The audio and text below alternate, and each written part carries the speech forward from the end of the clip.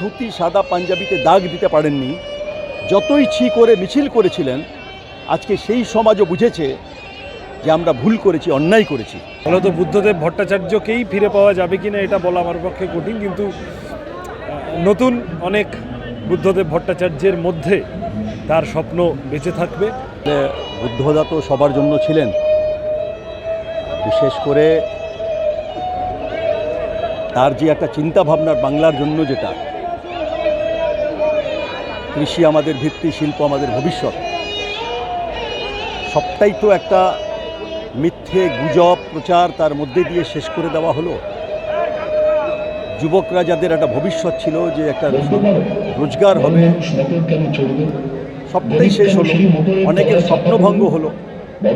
আবেগে যারা বিরুদ্ধে গেছিলেন তারাও বুঝেছিলেন, এমনকি সিঙ্গুর নন্দীগ্রামের মানুষ বুঝেছেন। ফলে আজকে মানুষ তাকে হারিয়ে দেখেছিলেন, যেদিন ডেড বডি নিয়ে রাখা হলো, মানুষের একটা ঢল।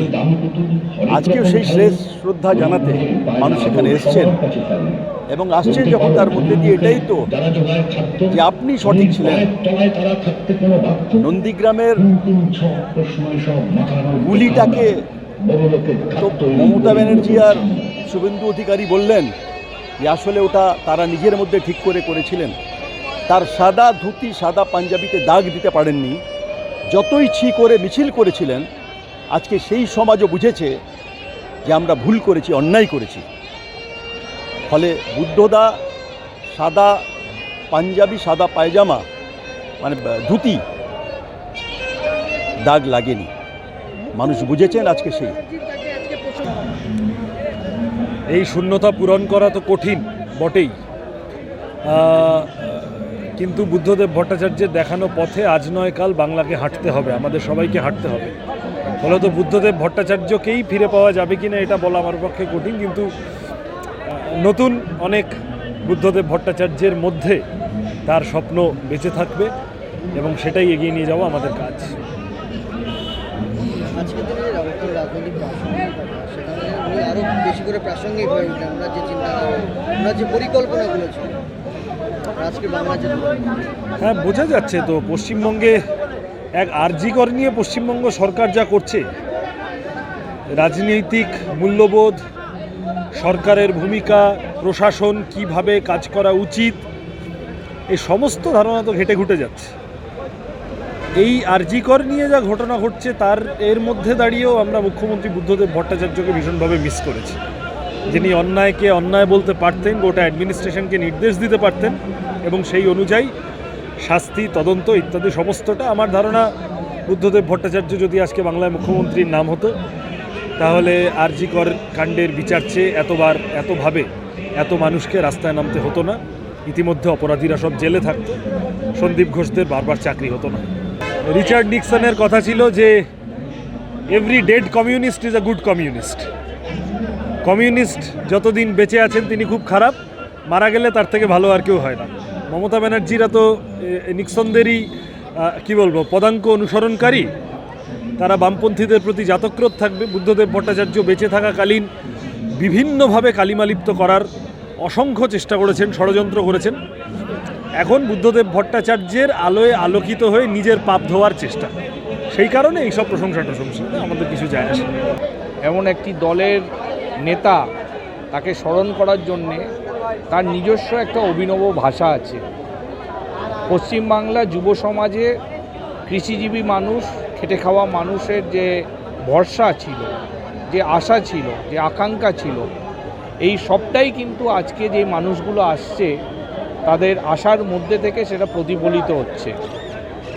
বুদ্ধদা কমিউনিস্ট পার্টির নেতা, বুদ্ধদা কমিউনিস্ট পার্টির যে সিদ্ধান্ত, সেইগুলোকে কার্যকরী করার জন্যে ভবিষ্যৎ সাধারণ মানুষ যে সুযোগ সুবিধা পাবে সরকারের মাধ্যমে, যেই চাকরির সুযোগ, শিক্ষা ব্যবস্থার তার অক্ষুণ্ণ প্রয়াসের মধ্যে থেকে যে অগ্রগতি অর্জন করেছিল, স্বাস্থ্য ব্যবস্থা যে জায়গা পৌঁছেছিল, সবটা হচ্ছে এই মুহূর্তে দাঁড়িয়ে একেবারে বিপর্যস্ত।